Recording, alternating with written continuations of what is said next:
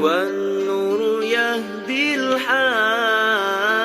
الحائرين ضياؤه وفي الحشر ظل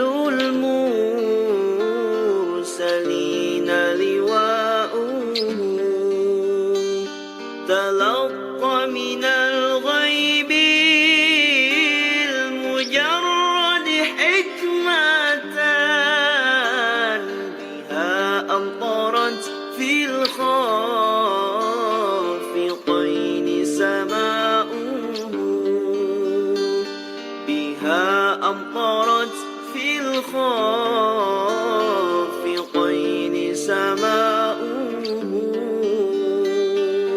والنور يهدي الحائرين ضياؤه وفي الحشر ظل المرسلين لواؤه تلقى من الغيب المجرد حكمة بها أمطرت في الخافقين سماؤه بها أمطرت في الخافقين سماؤه ومشهد أهل الحق منه لطائف تخبر أن المجد وشأنه فلله ما للعين من مشهد اجتلاء يعز على أهل الحجاب اجتلاؤه يعز على أهل الحجاب اجتلاؤه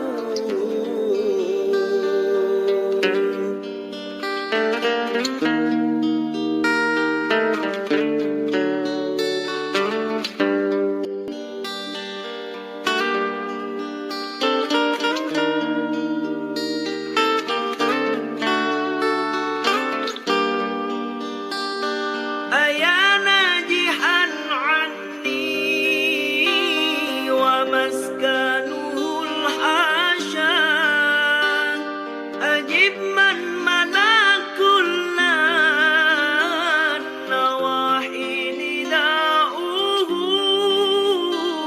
أجب من تولى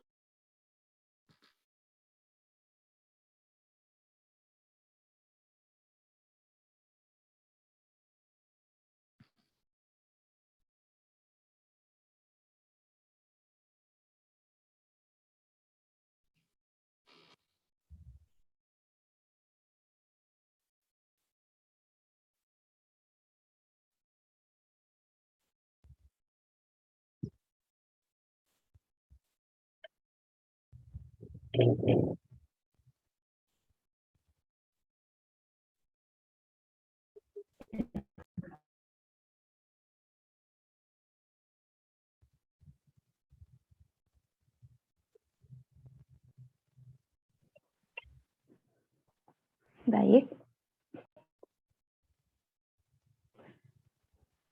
Assalamualaikum warahmatullahi wabarakatuh. Waalaikumsalam warahmatullahi wabarakatuh. Bismillahirrahmanirrahim. Alhamdulillahirabbil alamin wassalatu wassalamu ala asyrafil anbiya'i wal mursalin nabiyina wa habibina Muhammad wa ala alihi wa sahbihi ajmain. Wa man tabi'ahum bi ihsani ila yaumiddin. Amma ba'du. Alhamdulillah, pada kesempatan yang mulia ini kita masih senantiasa diberikan rahmat, hidayah serta inayah oleh Allah Subhanahu wa taala sehingga kita diberikan kemudahan untuk mengungkapkan rasa syukur dengan melaksanakan rangkaian ibadah dalam keadaan sehat walafiat. Sebagai wujud rasa syukur kita kepada Allah, marilah kita senantiasa meningkatkan keimanan dan ketakwaan kita kepada Allah dengan sebenar-benar keimanan dan sebaik-baik ketakwaan. Minimal dengan menjalankan apapun yang diperintahkan oleh Allah dan berupaya dengan sungguh-sungguh untuk menjauhi apapun yang dilarangnya.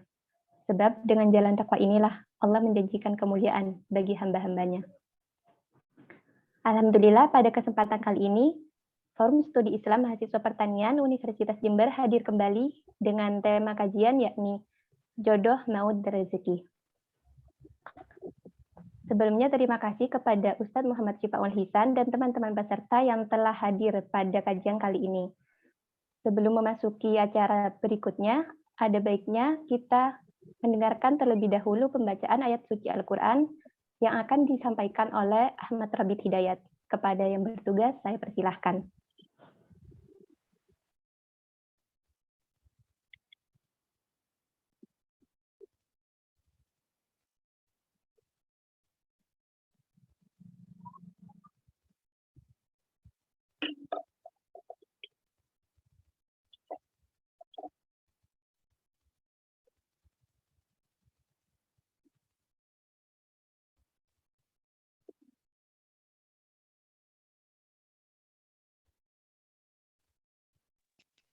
Terima kasih atas waktunya. Assalamualaikum warahmatullahi wabarakatuh. Waalaikumsalam warahmatullahi wabarakatuh. A'udzu billahi minasyaitonir rajim. Bismillahirrahmanirrahim. Wadduha wal-lail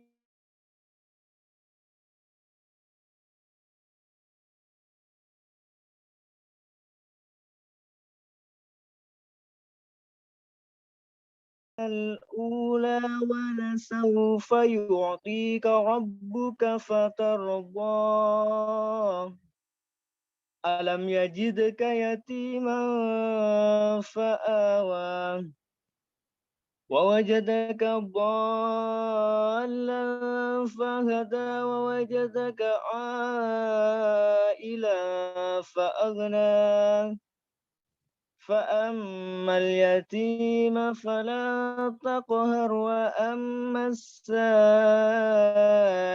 فلا تنهر وأما بنعمة ربك فحدث Shadaqallahul azim. Terima kasih. Assalamualaikum warahmatullahi wabarakatuh. Waalaikumsalam warahmatullahi wabarakatuh. Terima kasih saya sampaikan. Masya Allah, demikian tadi pembacaan ayat suci Al-Quran, dan semoga Allah senantiasa memberikan pahala bagi pembaca dan yang mendengarkan. Amin, amin, ya rabbal alamin. Memasuki kegiatan selanjutnya, yakni penyampaian materi yang akan disampaikan oleh Ustadz Muhammad Syifaul Hisan. Sebelumnya, saya akan membacakan kurikulum vitae dari Ustadz kita kali ini. Beliau adalah Muhammad Syifaul Hisan. Pendidikan, yakni ada pendidikan formal dan pendidikan non-formal. Pendidikan formal, yakni S1 Ekonomi Islam Muamalah STAIN Jember. S2 Hukum Bisnis Syariah UIN Sunan Kalijaga. Sementara untuk pendidikan non-formal, yakni di Pondok Pesantren Darus Soleh Jember. Yang kedua, yakni Pondok Pesantren Al-Bidayah. Alamat beliau yakni di Karangharjo, Kecamatan Silo, Kabupaten Jember. Dan tempat tanggal lahir Jember 17 Agustus 1990. Beliau saat ini bekerja sebagai dosen UIN Khas Jember. Baiklah, kita simak pemateri yang akan disampaikan oleh Bapak Ustadz Muhammad Syifaul Hisan. Kepada Ustadz Muhammad Syifaul Hisan, saya persilahkan.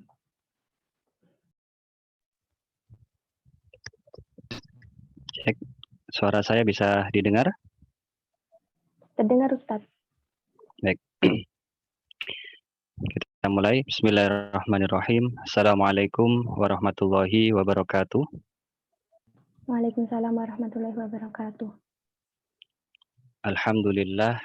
Wassalatu wassalamu ala rasulillah. La nabiyya ba'dah. Rabbi shrah li sadri wa yassir li amri wahlul 'uqdatam min lisani yafqahu qawli. Rabbi anzilni munzala mubarakan wa anta khairul munzilin. Amma ba'd. Alhamdulillah, hari ini kita masih diberikan kesempatan oleh Allah untuk mengikuti sharing, ya, diskusi bersama yang diadakan oleh Fakultas Pertanian Universitas Jember, dan sebelumnya saya ucapkan terima kasih kepada moderator yang telah memberikan waktu dan kesempatan bagi saya untuk sedikit menyampaikan materi yang kebetulan tema yang diangkat atau tema yang akan kita bahas pada sore hari ini itu adalah tentang rezeki, jodoh, dan juga maut, ya. Sebenarnya saya sudah siapkan materinya dalam bentuk PowerPoint, mungkin bisa dibantu ditampilkan.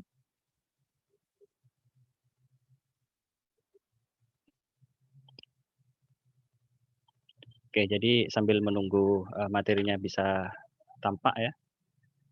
Bicara soal rezeki, jodoh, dan juga maut, ini sebenarnya adalah persoalan yang misteri, ya, atau istilahnya adalah misteri ilahi, ya.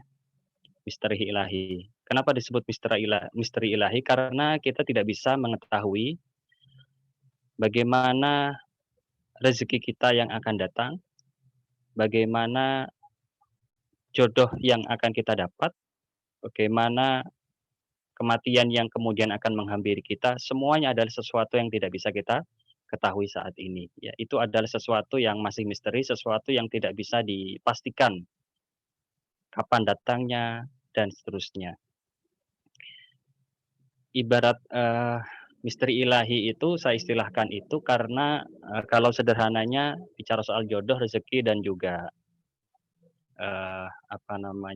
jodoh, rezeki, dan juga maut tadi, ya, disebut misteri karena itu seperti ibaratnya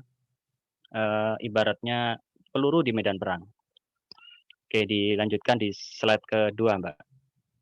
Ibaratnya peluru di medan perang. Apa yang kemudian kita bisa dapatkan dari istilah peluru di medan perang?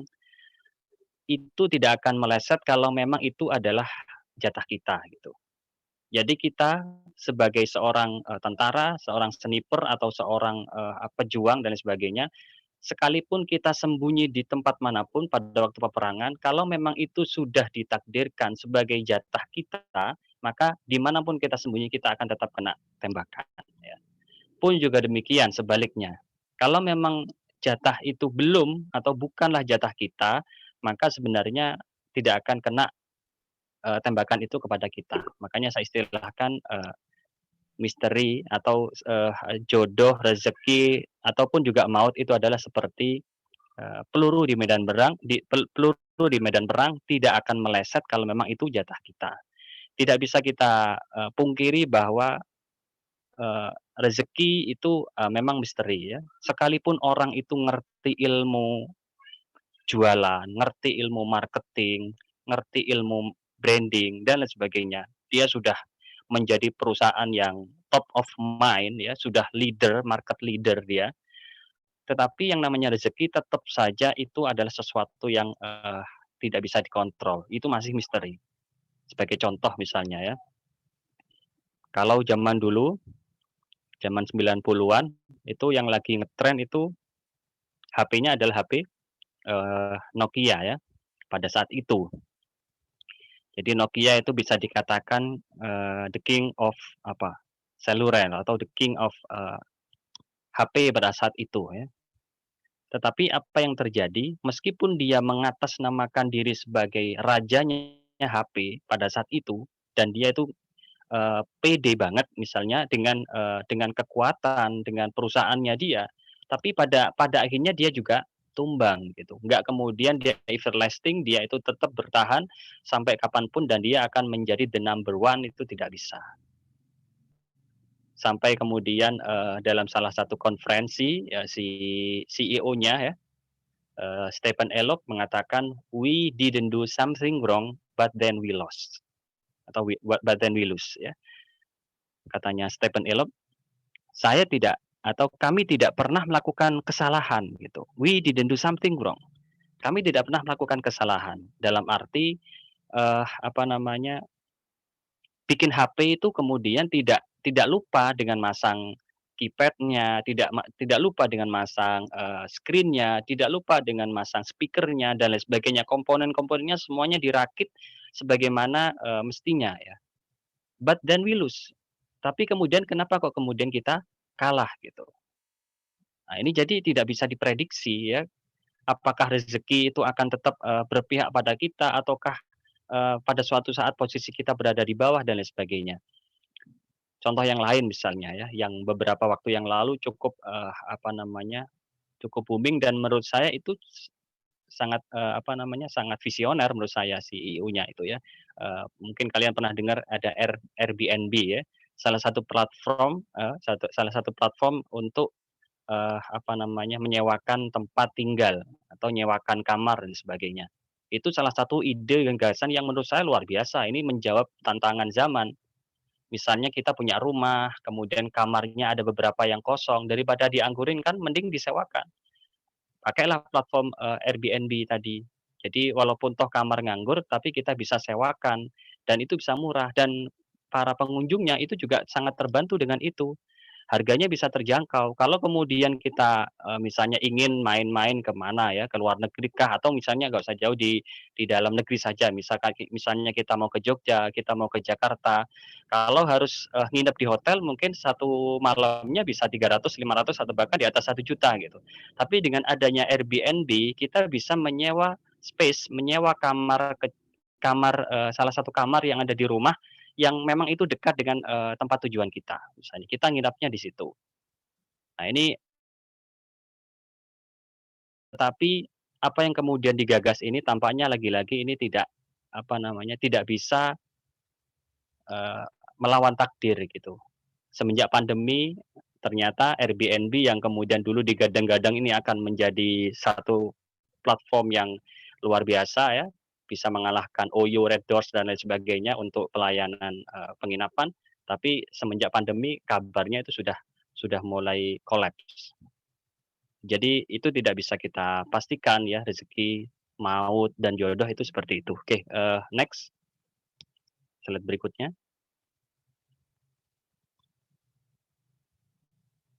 Kita lanjutkan ke, rezeki ya, tentang masalah rezeki. Oke, sebelum saya lanjut, saya ingin konfirmasi dulu kepada moderator, ini saya diberikan waktu berapa menit?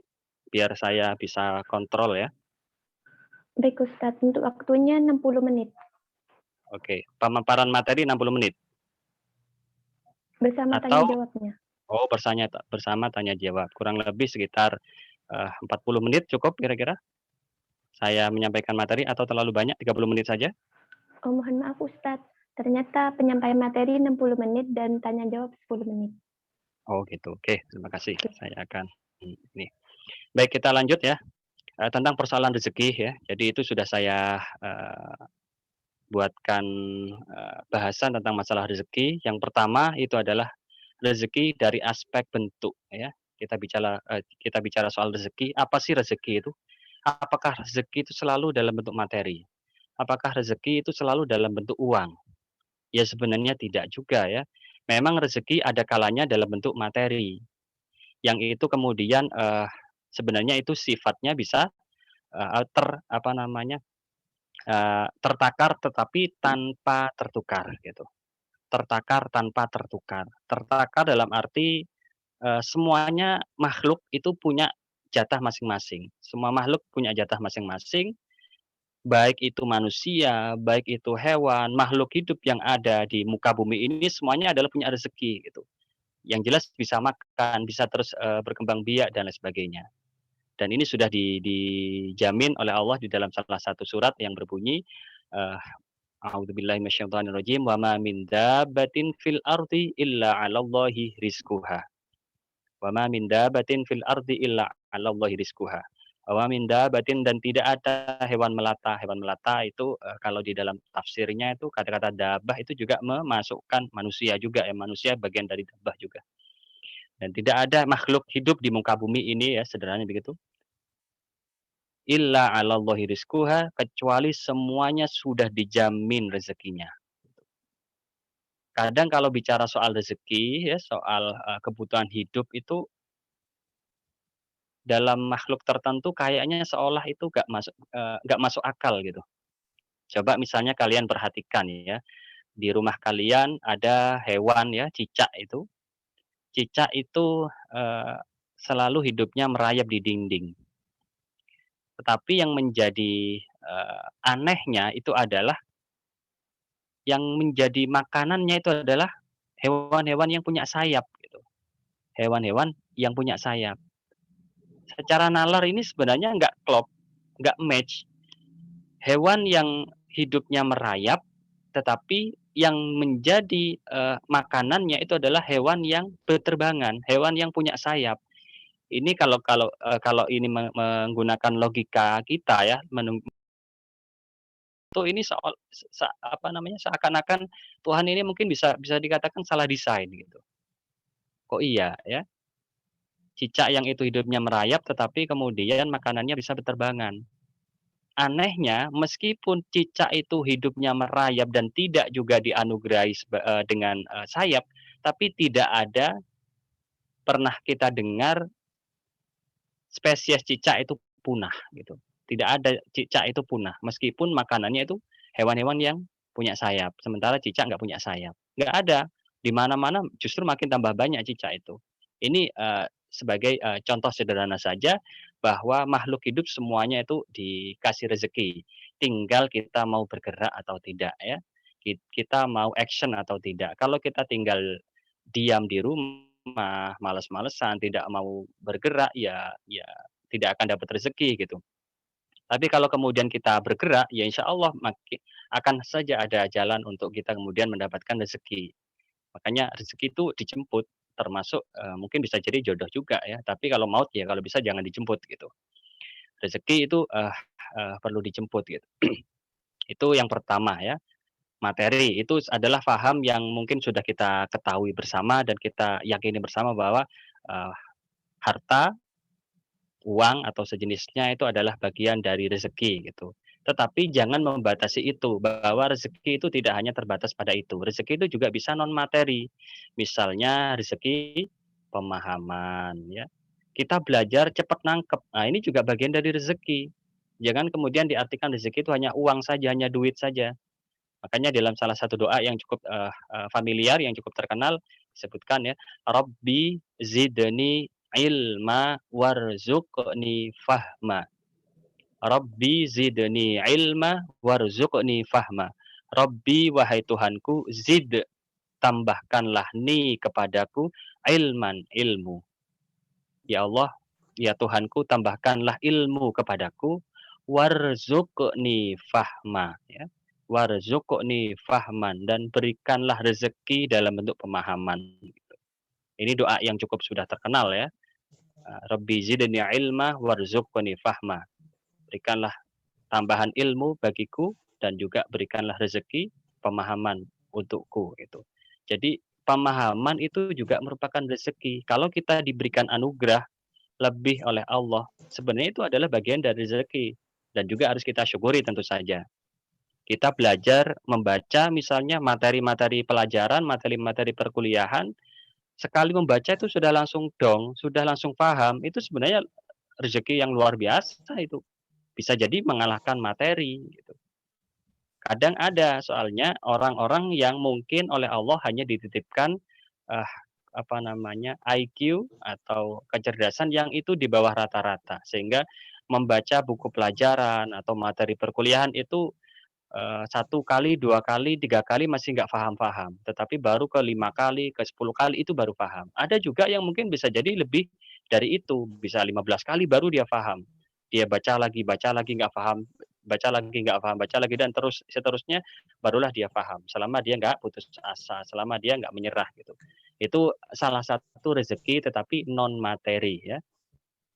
Yang berikutnya adalah ada rezeki kesehatan ya. Saat ini kita bisa, belajar bersama, kita bisa mengikuti kajian sore hari ini adalah bagian dari rezeki juga. Di luar sana ada yang sedang sakit, yang tidak bisa belajar. Di luar sana Ada yang mungkin, apa namanya, ya tidak ada kesempatan dan lain sebagainya gitu.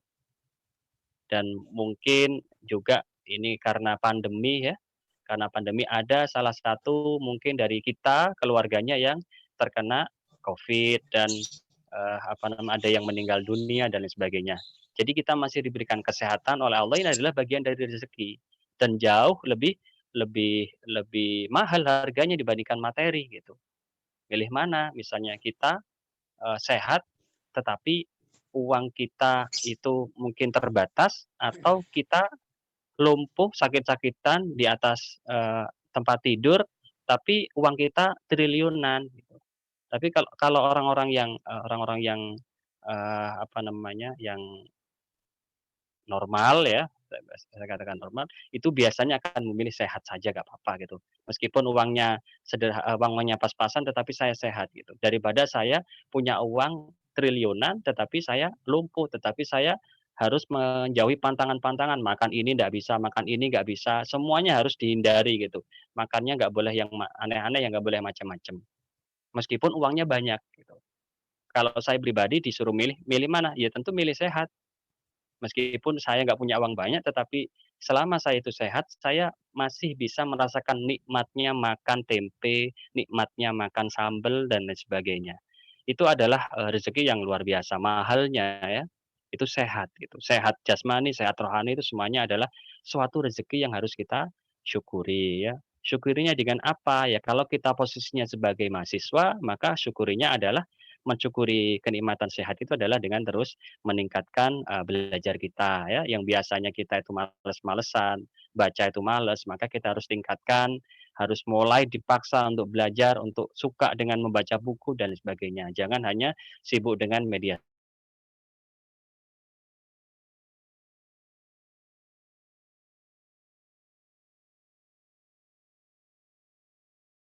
digunakan untuk media sosial saja, lihat status saja, lihat, postingan teman dan lain sebagainya, itu tidak akan ada habisnya. Sementara waktu itu terus akan berjalan, umur kita juga terus akan berkurang gitu. Lalu kemudian, rezeki yang lain bisa jadi adalah keharmonisan, keakuran, tentram, keluarganya itu damai, sejahtera, dan lain sebagainya. Kalau dalam, suatu keluarga pernikahan itu ya istilahnya sakinah, mawaddah, warahmah, itu juga bagian dari rezeki gitu, dan itu mahal harganya. Uangnya banyak tetapi cekcok terus antara suami dan istri. Uangnya banyak, anaknya luar biasa bandelnya, nggak bisa diatur, nggak pernah belajar, nggak sudah, apa namanya, kena pergaulan bebas dan sebagainya, itu menurut saya, bukan rezeki ya. Jadi rezeki itu adalah salah satunya di antaranya adalah, non materi yang berbentuk keharmonisan, kehidupannya rukun, antar saudara itu, rukun, antar tetangga rukun, dalam suatu keluarga itu antara anak, istri, bapak, ibu, cucu dan lain sebagainya itu semuanya akur, itu luar biasa, itu rezeki yang mahal juga. Nggak semua orang punya punya rezeki itu misalnya. Kita berusaha keras untuk menjadi orang baik, bisa jadi ada dari keluarga kita yang mungkin, nggak suka dengan kebaikan kita gitu, dan lain sebagainya, masih banyak lagi cobaan-cobaan yang lain. Jadi, dan masih banyak lagi ya, rezeki-rezeki yang non materi ya. Kalau materi saya pikir itu sudah mafhum, sudah maklum, sudah semuanya tahu ya, tapi kalau non materi kan bisa keharmonisan, bisa pemahaman, bisa kesehatan, bisa, dan lain sebagainya ya, dan masih banyak, yang non materi. Itu adalah intinya bentuk anugerah gitu, anugerah yang diberikan oleh Allah ya. Lalu kemudian, jalan mendapatkannya ya, jalannya jalan mendapatkan rezeki itu bisa bisa macam-macam, tapi, saya coba petakan menjadi 2. Ada yang itu sifatnya matengan, ada yang itu sifatnya mentahan, gitu. Sifatnya matengan kita tidak usah kerja keras, kita tidak usah mikir keras-keras, kita tidak usah, harus, keluar tenaga dan lain sebagainya, tidak. Kita dapatnya gratisan, gitu. Salah satunya rezeki matengan itu adalah kita dapat hadiah, ya. Kita dapat sedekah dari teman, kita dapat traktiran teman, "Ayo, diajak makan," tiba-tiba tanpa ada mendung, tanpa ada hujan, tiba-tiba teman-teman ada yang traktir, itu ya rezeki gitu. Misalnya juga dalam, keluarga misalnya, harta keluarga itu dapat warisan itu juga rezeki gitu. Rezekinya tapi rezeki matengan. Kita nggak usah susah payah kerja keras, banting tulang, keringat bercucuran dan lain sebagainya tidak. Nggak harus keluar waktu dan sebetulnya tidak. Kita tiba-tiba dapat gitu. Nah, itu juga bagian dari rezeki, tetapi itu sifatnya matengan gitu.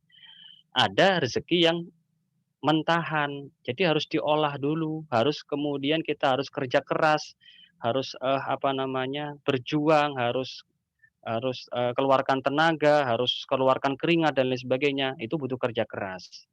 Ada istilah di situ saya sebutkan get dan growth-nya.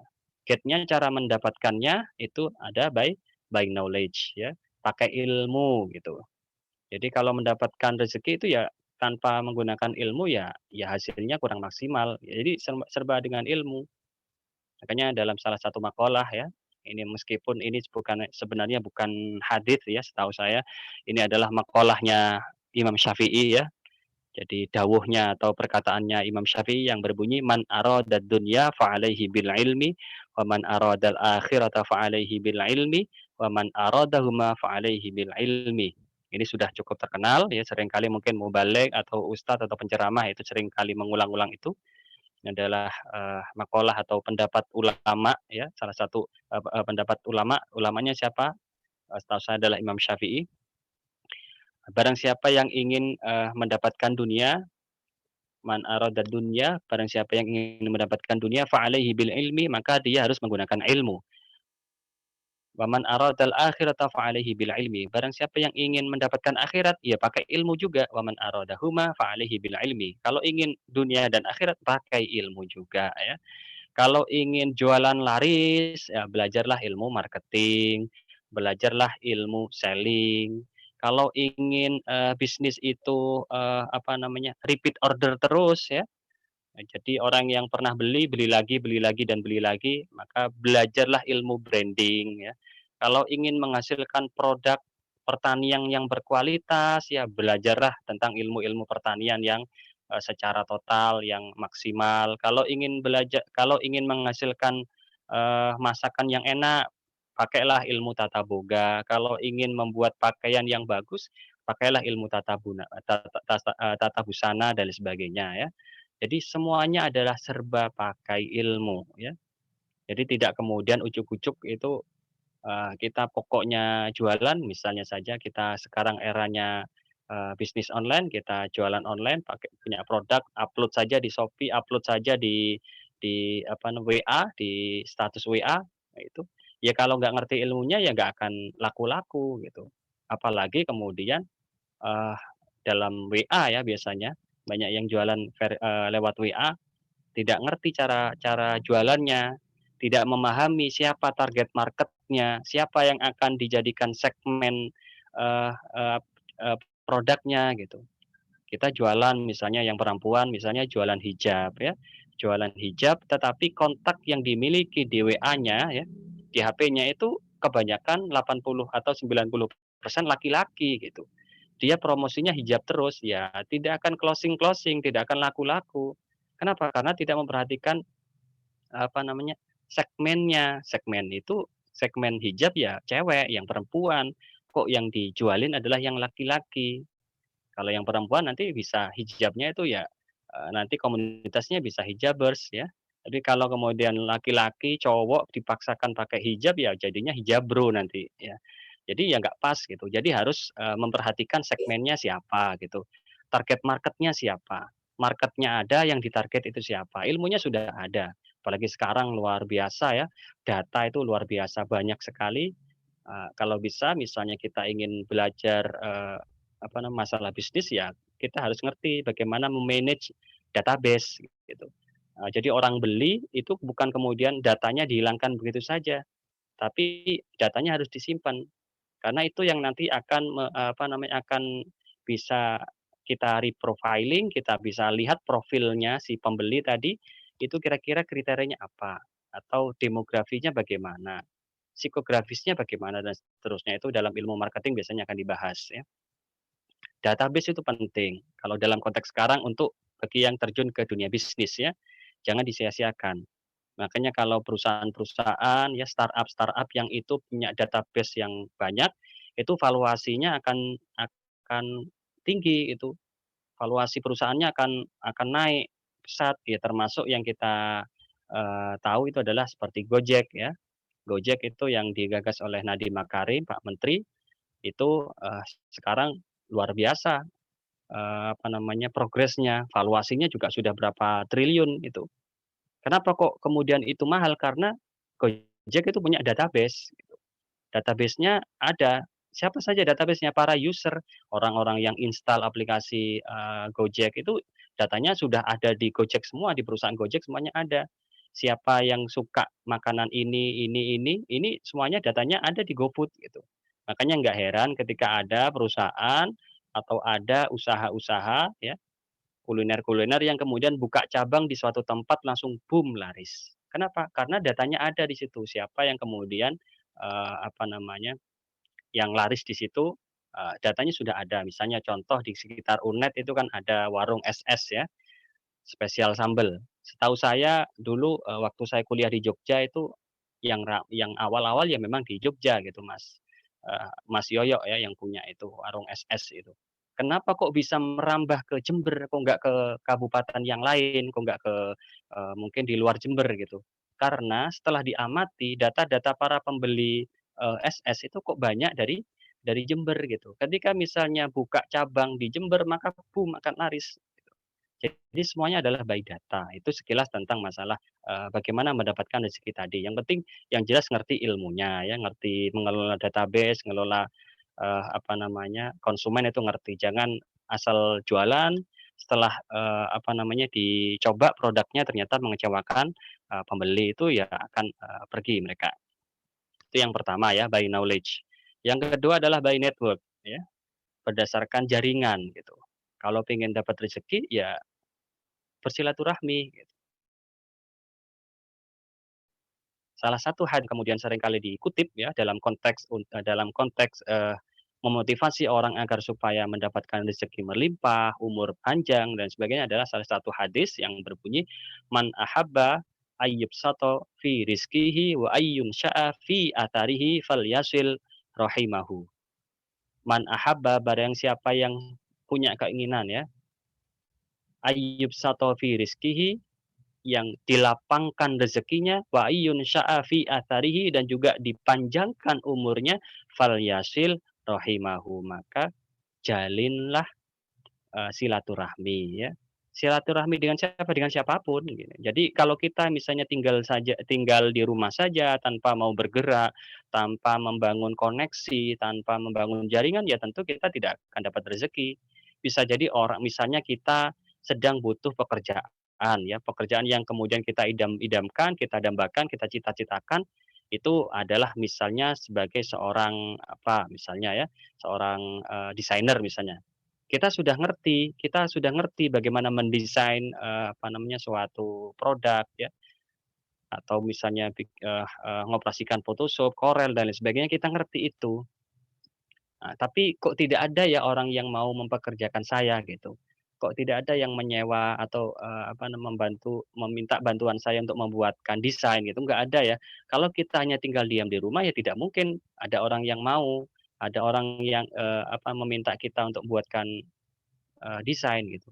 Coba jalinlah silaturahmi ya, dengan teman-teman atau mungkin kenalan waktu makan di mana itu sambil berkenalan dan lain sebagainya, atau mungkin punya saudara, punya teman, itu dikunjungi. Barangkali mereka-mereka bisa jadi ada yang sedang butuh. Makanya dengan jalinan silaturahmi tadi bisa membuka pintu rezeki.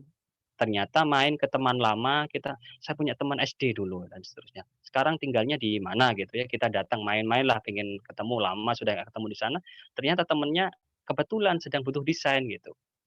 Atau misalnya, saudaranya lama nggak berjumpa, hanya hanya hari raya saja, misalnya walaupun tidak hari raya saya ingin main ke sana gitu.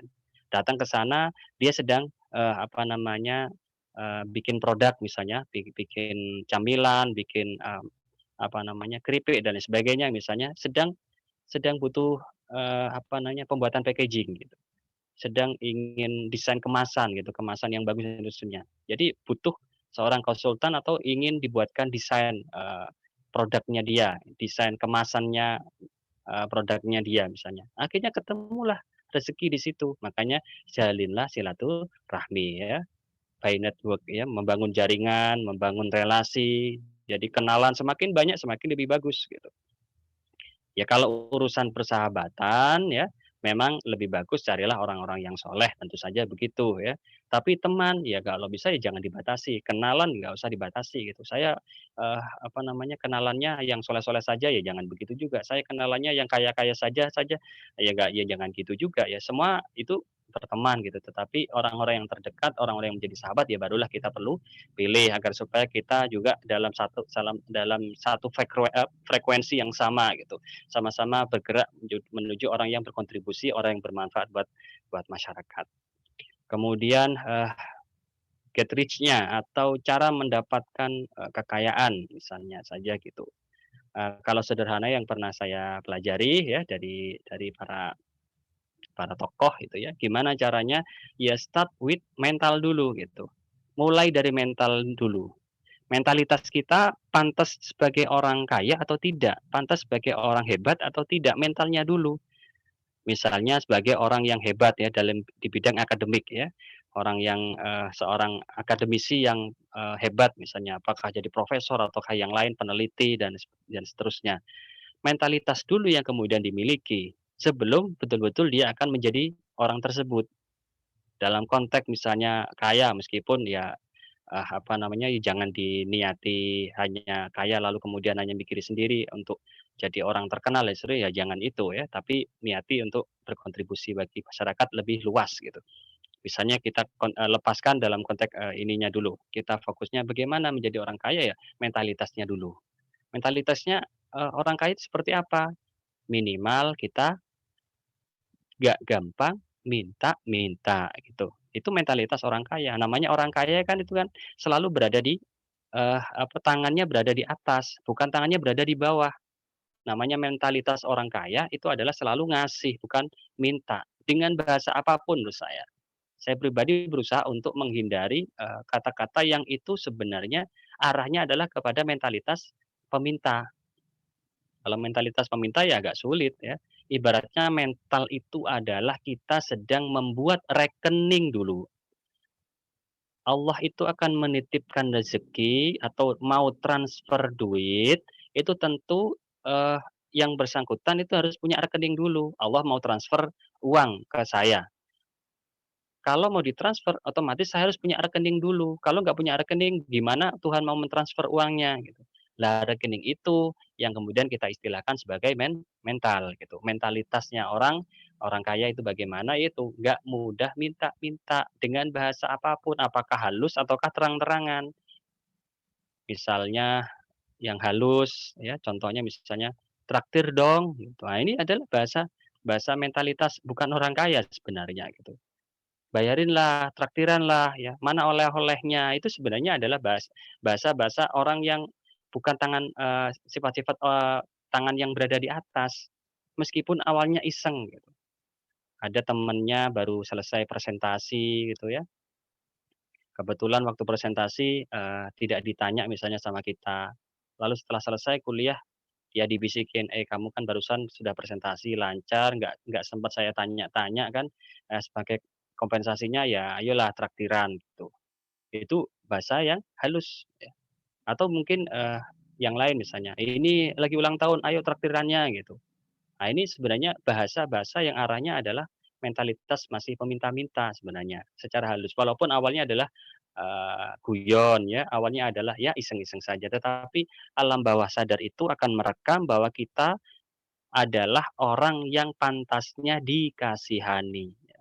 Jadi selalu akan berusaha meminta, minta bayarin kah, minta potongan kah, minta apa dan lain sebagainya yang apalagi kalau kemudian kita kita beli produknya orang-orang UKM ya, orang-orang yang, apa namanya, jualan-jualan yang kaki lima atau orang-orang yang produknya sepele-sepele itu ya kalau bisa jangan terlalu nawar lah, yang nawar kebangetan itu sebenarnya mentalitas bukan orang kaya itu justru ngasih gitu.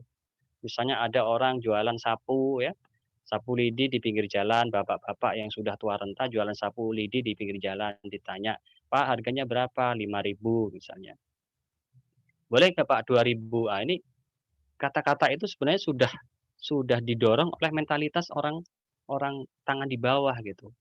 Ya harusnya mentalitas orang kaya itu adalah justru malah nambahi gitu.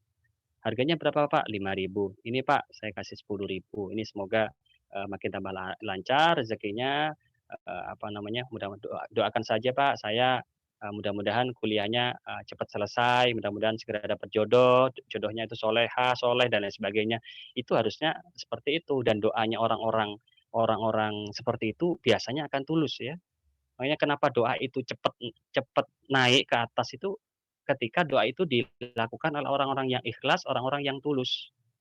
Makanya jangan kemudian pelit sama orang-orang yang ada di sekitar.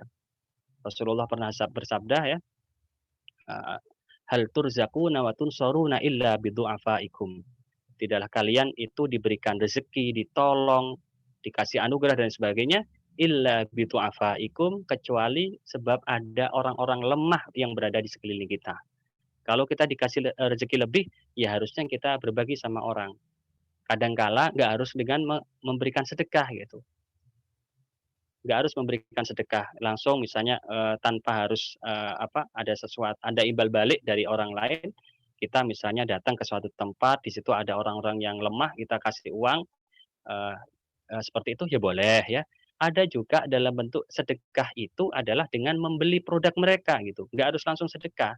Kalau dikasih sedekah terus, khawatirnya itu mungkin akan ada kemanjaan dari mereka. Caranya itu adalah dengan membeli produk mereka gitu. Meskipun produknya bisa jadi kita nggak butuh, kita sudah ada di rumah, beli saja kalau sedang kita punya uang lebih ya, beli saja produknya gitu. Lah nanti kalau kalau nggak kepakai produknya gimana? Nggak usah bingung-bingung, kasihkan orang lain, insya Allah orang juga akan terima kok, gitu. Misalnya ya, kadang di jembatan ini ya, di jembatan Jumpo ya, maaf di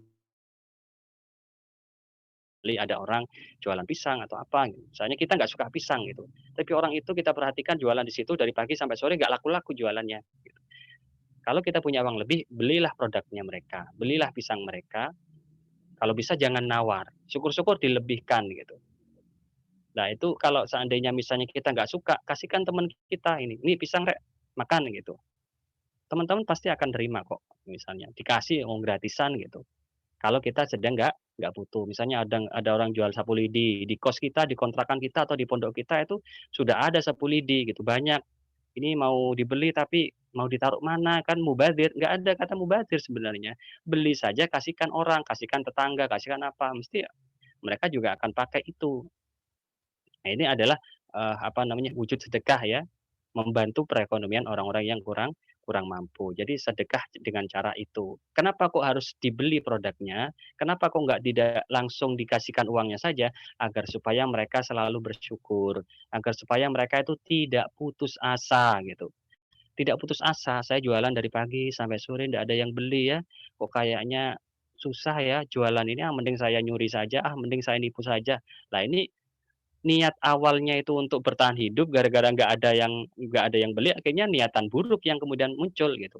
Tapi kalau kemudian kita beli produk mereka, alhamdulillah ya meskipun jualan saya hanya hanya daun pisang di pasar ya, ternyata masih ada yang beli. Alhamdulillah ini bisa untuk makan, anak saya, untuk keluarga saya dan seterusnya. Nah itu, tentang masalah, mentalitasnya dulu. Jadi nggak mudah minta traktir, nggak mudah minta diskon, tetapi catatannya adalah kalau kita pantang untuk meminta gitu, kita pantang untuk meminta, tetapi kalau dikasih diterima gitu. Jadi bedakan ya, kita pantang anti dengan meminta-minta dengan bahasa apapun itu, mau traktiran kah, mau bayarin dong dan seterusnya. Kita anti menggunakan bahasa itu ya, tetapi kalau ada orang lain mau ngasih kepada kita, maka sebaiknya diterima. Karena dengan diterima itu tentu melegakan si pemberi, bukan kemudian anti gitu.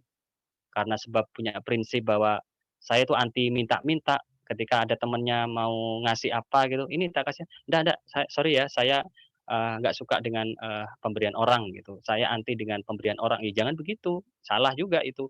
Yang tepat itu adalah kita tanpa meminta ya, anti dengan meminta, pantang untuk meminta-minta kepada siapapun, tetapi kalau ada orang lain memberi, maka kita terima. Dan itu juga dilakukan oleh Rasulullah ya. Rasulullah bukan kemudian ketika statusnya beliau sebagai Rasul, Nabi Muhammad sebagai Rasul, lantas ketika ada sahabatnya memberikan hadiah bukan kemudian ditolak, mohon maaf ya, saya itu kan Nabi, saya itu kan Rasul, saya itu kan orang terhormat, pantang ya untuk saya itu nerima pemberian, menerima hadiah dari orang gitu.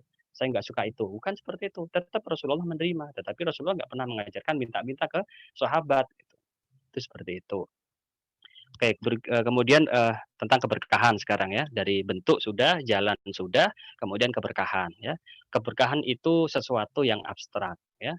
Sesuatu yang tidak terlihat tetapi bisa dirasakan ya. Yang bisa dirasakan adalah cukup, yang dirasakan adalah bisa mencukupkan gitu. Cukup misalnya saja kita dengan kita merasakan kata-kata cukup itu, maka biasanya kita akan timbul rasa syukur. Suatu saat misalnya kalau seandainya kalian itu, misalnya sudah mandiri, sudah kerja misalnya, kalian misalnya sudah patok ya, saya bekerja dalam satu harinya kalau, minimal saya berusaha untuk mendapatkan, 50.000 lah dalam satu harinya misalnya, dipatok segitu. Ternyata Allah kasih lebih gitu, ya alhamdulillah gitu. Tetapi kalau kemudian kita nggak pernah, menentukan angka cukupnya, maka kita tidak akan pernah menemukan rasa syukur. Makanya tentukan angka cukupmu, maka akan datang dengan sendirinya rasa syukurmu. Jadi syukur itu sesuatu yang nggak sulit, tapi syukur itu agak sulit untuk bisa bisa dilakukan kalau kita tidak pernah menetapkan angka cukupnya. Angka cukup kita itu berapa? Untuk operasional sehari-hari dalam kebutuhan, pokok rumah tangga itu berapa? Misalnya saya sudah 1 juta gitu, sudah titik 1 juta apa namanya, dalam 1 bulannya misalnya saja sederhananya begitu, 1 juta. Dapat gaji 2 juta, 3 juta, 4 juta, 5 juta, 10 juta, dia karena sudah menetapkan sejak awal 1 juta, dia terus akan bersyukur, alhamdulillah lebih, terus begitu. Tidak kemudian menaikkan gengsinya. Sekarang gajinya 1 juta, maka apa yang kemudian dia miliki adalah yang sederhana. Nanti naik 2 juta, ganti lagi, naik 3 juta dan seterusnya, HP-nya ganti, laptopnya ganti, kendaraannya ganti, semuanya ganti gitu. Berarti semuanya akan menuruti keinginan saja, gaya hidup saja. Itu. Jadi yang kedua adalah mencukupkan. Semuanya serba cukup. Dengan harta yang rezeki yang berkah itu.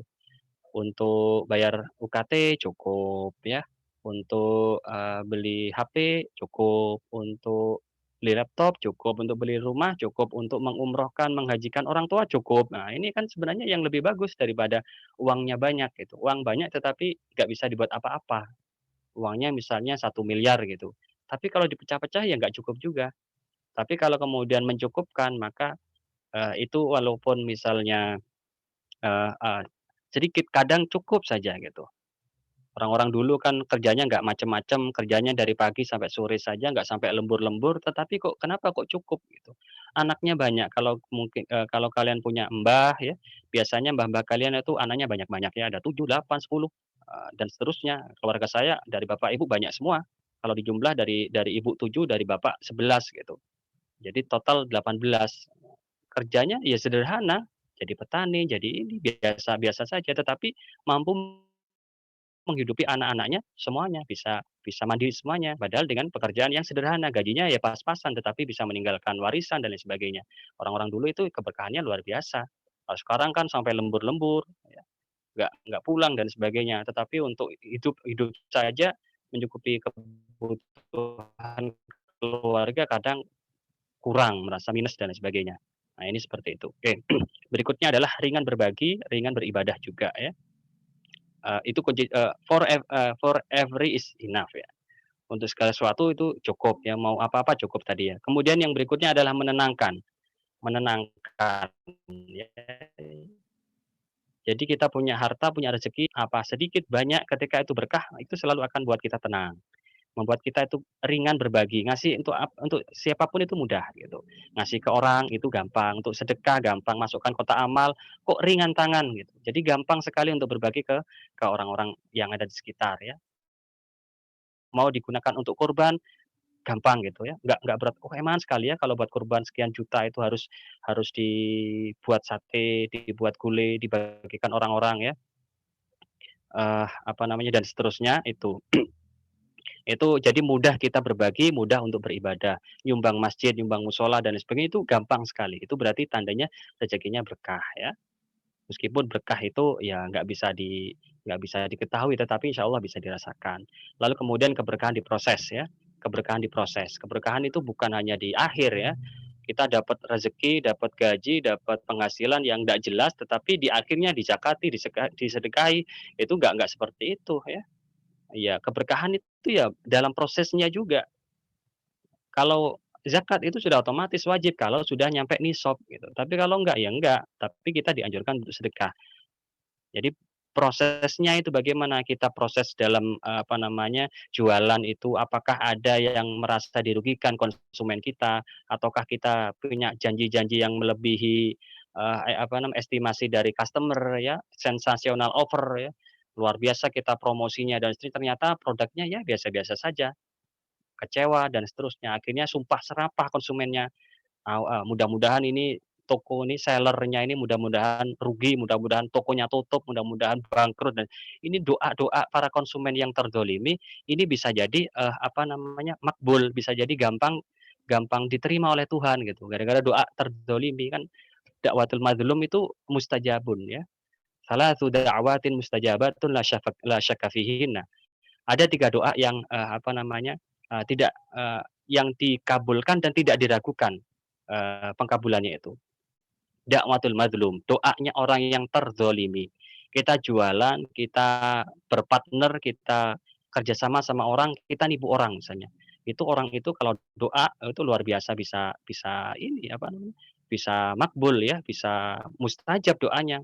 Untuk mendoakan usaha kita bangkrut, bisa dalam waktu dekat bangkrut beneran. Makanya hati-hati dalam proses kita mencari rezeki. Oke, next, slide berikutnya. Ini sudah cukup panjang. Oke, next berikutnya, Mbak moderator atau adminnya. Oke, jodoh ya. Oke, saya akan percepat saja biar cukup waktunya. Ya, bicara soal jodoh samalah ya, rumusnya ada matengan, ada mentahan ya. Kalau matengan biasanya itu akan sekufu. Sekufu itu ya setara lah ya. Biasanya kalau yang kaya itu biasanya dapat kaya, biasanya begitu ya. Kemudian yang tampan, yang rupawan, cantik, ganteng biasanya dapat yang ganteng dapat yang cantik, yang rupawan dapat yang rupawan. Jadi biasanya sekufu itu, yang pinter dapat yang pinter. Biasanya seperti itu ya. Tapi bisa jadi juga ada yang mentahan gitu.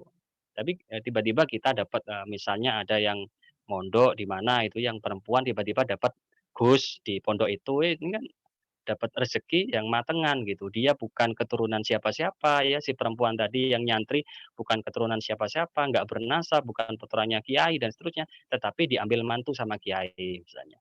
Itu kan tiba-tiba jadi ning dadakan ya, jadi gus dadakan. Itu ada yang seperti itu ya.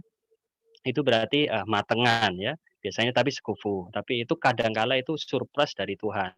Mungkin ibunya yang doa, mungkin mbahnya yang doa, mudah-mudahan anak saya ada yang bisa jadi, apa, ngemban di pesantren dan seterusnya, bisa jadi ada yang doa, tapi doanya itu baru baru dirasakan oleh anak cucunya, bisa jadi seperti itu.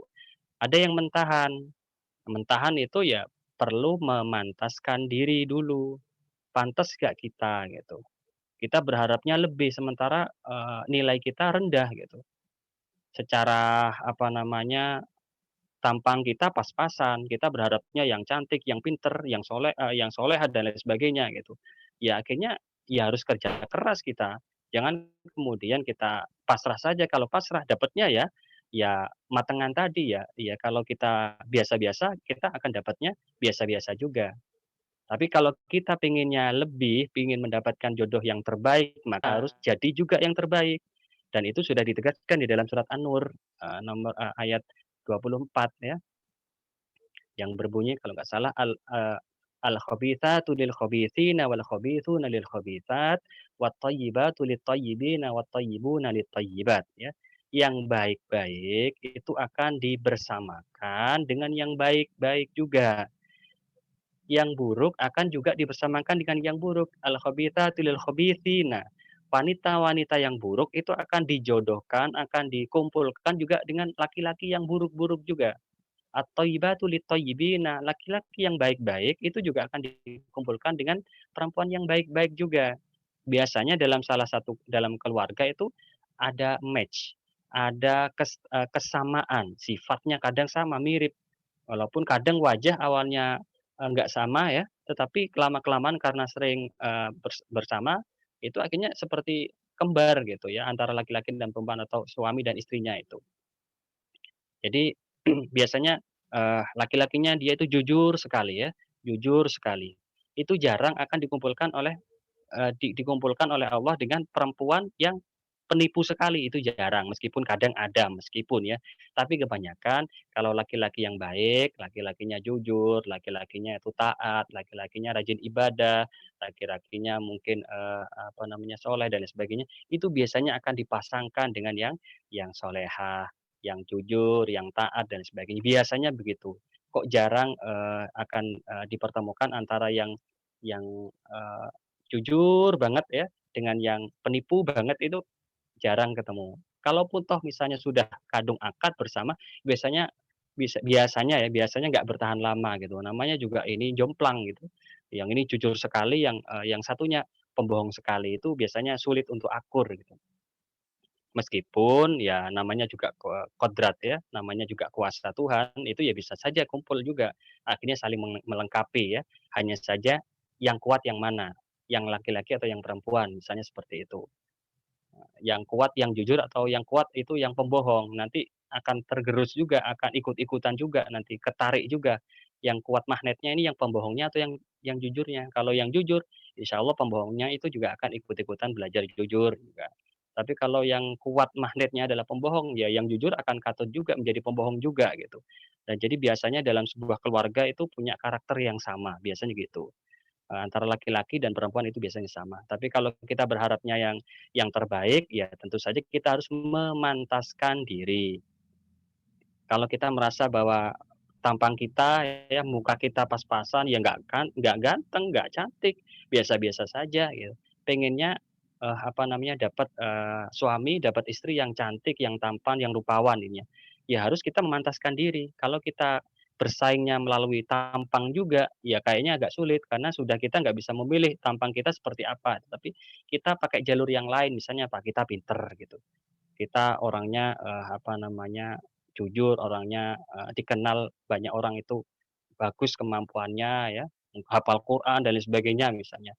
Itu bisa ngimbangi gitu. Jadi mukanya pas-pasan tetapi dia punya kualitas tambahan atau punya nilai plus yang lain. Apakah itu ilmunya, akhlaknya, hafalan Qur'annya, atau yang lainnya.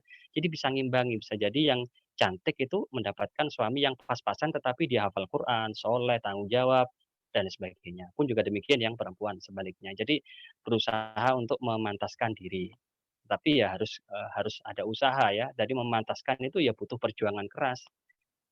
Kita males-malesan, kualitas kita pas-pasan, mukanya pas-pasan, keluarganya juga pas-pasan, nggak bernasab, nggak apa, misalnya saja itu ya sudah pas-pasan lah intinya seperti itu. Berharapnya tinggi, ya ndak ada, sulit untuk kemudian kita dapat itu.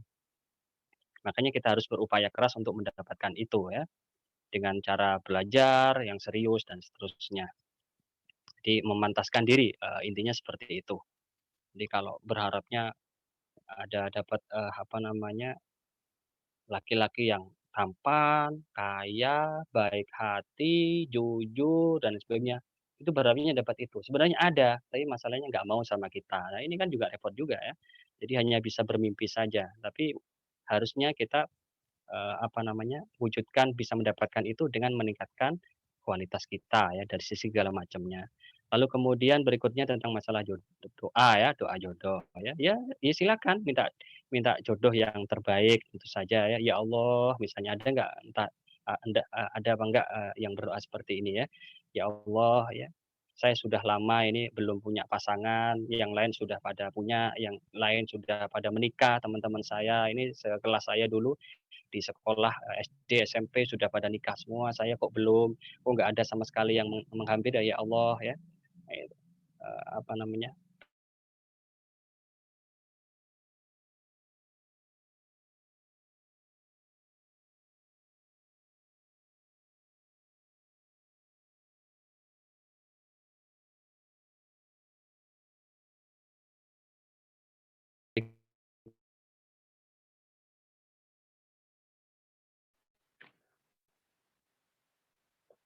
Mohon maaf Bapak, sepertinya ada kendala sinyal.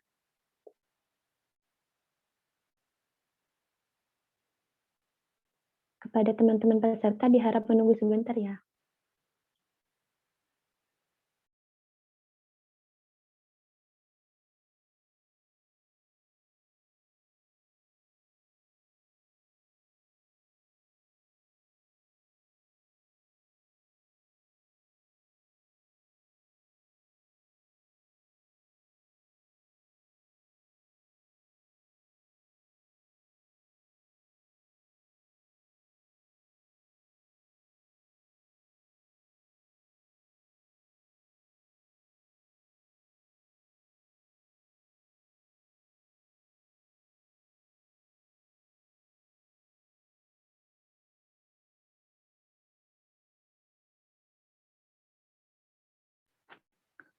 Baik, untuk teman-teman peserta, sembari menunggu Ustadz Syifaul Hisan,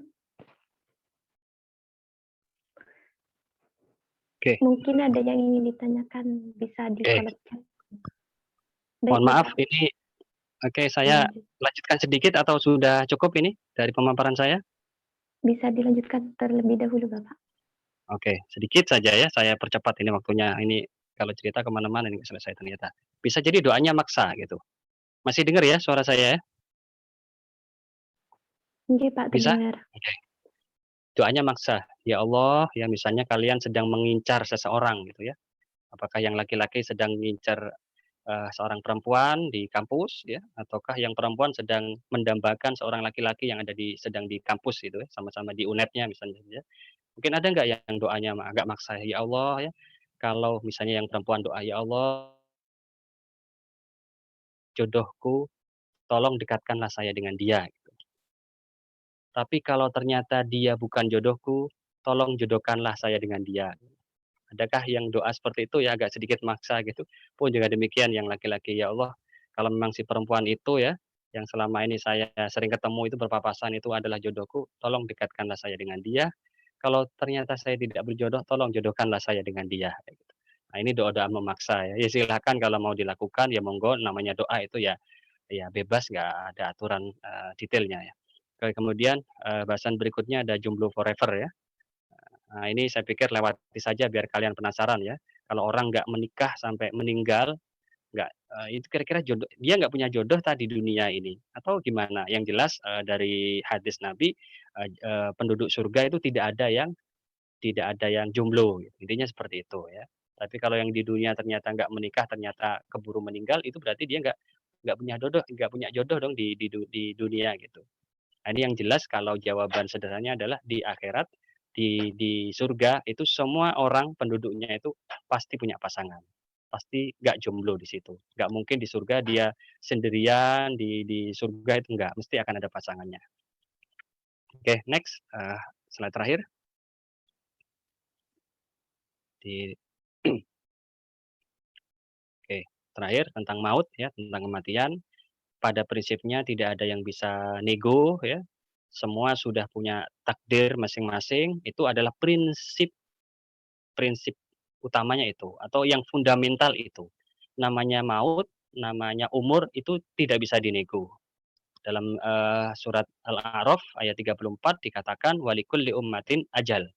Setiap, umat itu punya ajal. Fa idza jaa ajaluhum la yastakhiruna sa'atan wa la yastaqdimun. Fa idza jaa dan apabila telah datang ajaluhum ajal mereka, ajal umat tadi, la yastakhiruna sa'atan mereka tidak bisa mengakhirkan, tidak bisa mempending, tidak bisa mengcancel itu, wala yastaqdimun dan juga tidak bisa, eee, mendahulukan gitu. Ada yang pengennya cepat mati, tapi nggak mati-mati, ada yang pengennya panjang umur, tetapi mati duluan gitu. diselamati terus, ada ulang tahun dia diulang tahuin, apa, dirayakan ya, dinyanyikan kan, eee, semoga apa namanya, yang ini biasanya ulang tahun ya, semoga panjang umur, biasanya ada doa-doa begitu, tapi besoknya meninggal gitu. Padahal sudah dirayakan, apa namanya, sudah didoakan sama banyak orang, akhirnya meninggal juga besok, walaupun didoakan semoga panjang umur ya, gitu, biasanya begitu. Pun juga demikian, ada orang-orang yang, apa namanya, berharapnya bisa umur panjang, tetapi Allah tidak kabulkan itu ya. Ini prinsipnya itu seperti itu ya, tidak ada nego. Mau dia minta awal, minta akhir itu nggak bisa dinego. Itu masih misteri sekali. Hanya saja bisa diantisipasi kalau saya, apa namanya, coba pelajari dari dalil-dalil yang lain ya. Misalnya, eee, pertama melalui doa ya, dengan doa. Karena Nabi, bersabda, "La yaruddul qada illa du'a."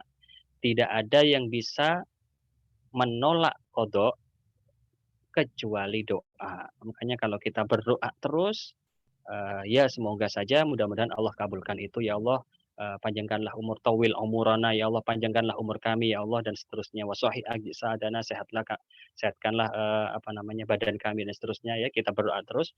Itu, adalah bagian dari upaya untuk memperpanjang umur ya. Meskipun, apa namanya, meskipun ya dipanjangkan atau tidaknya umur kita, ya itu adalah hak prerogatif Tuhan ya, hak mutlak Tuhan ya, itu seperti itu. Terus kemudian, apa namanya, dengan iman dan positif ya, bukan imam ya, dengan iman dan positif dan optimis, kita optimis. Misalnya ada orang yang, oleh dokter itu sudah divonis umurnya nggak lama, umurnya 1 bulan lagi lah paling paling lama sudah. Ada orang yang punya penyakit yang kronis, punya penyakit akut, dia hanya bisa bertahan hidup selama 1 bulan saja. Divonis oleh dokter, si pasien tadi hanya berumur 1 bulan saja, gitu. Tetapi ketika dia optimis, dia yakin, dia imani bahwa insya Allah saya akan sehat, saya akan menghilangkan penyakit-penyakit yang ada dalam diri saya itu hilang, itu, apa namanya, diimani terus, diyakini terus, optimis dia dengan sugesti itu biasanya juga akan memperpanjang umur gitu. Dan itu ternyata, banyak, buktinya, ada beberapa penelitian apa namanya, membuktikan itu. Ada salah satu kawan saya ya, dosen juga di IAIN, itu, apa namanya, punya teman yang, eee, ada 2 teman ya, ada 2 teman yang sama-sama penyakitnya sama dan itu divonis oleh orang tuanya oleh medis, oleh dokter itu tidak akan, bertahan lama ya umurnya. Tapi yang satu itu sudah meratapi nasib, "Aduh saya itu sudah nggak akan bisa sembuh karena ini sudah penyakit yang sangat sekali ganas, berbahaya, ini pasti saya sudah dalam waktu dekat itu sudah akan mati," gitu. Dia sudah pasrah, akhirnya betul sesuai dengan vonis dokter. Nah yang satu, itu dia optimis gitu. Dia optimis dengan apa yang, dia yakini bahwa dia itu akan sembuh. Sehingga dia meskipun dia divonis sebagai orang yang mati dalam waktu dekat, mohon maaf ada adzan sebentar saya break paling hanya beberapa menit, setelah adzan saya lanjutkan sebentar, mohon maaf.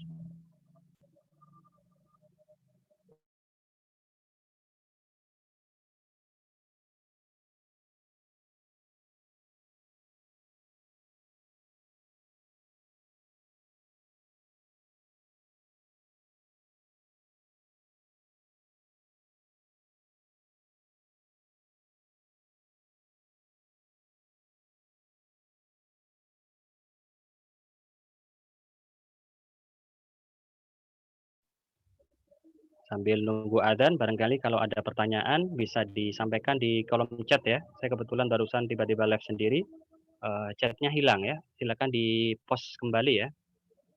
Sambil menunggu adzan silakan di ini, apa namanya, kalau ada pertanyaan disampaikan di kolom chat.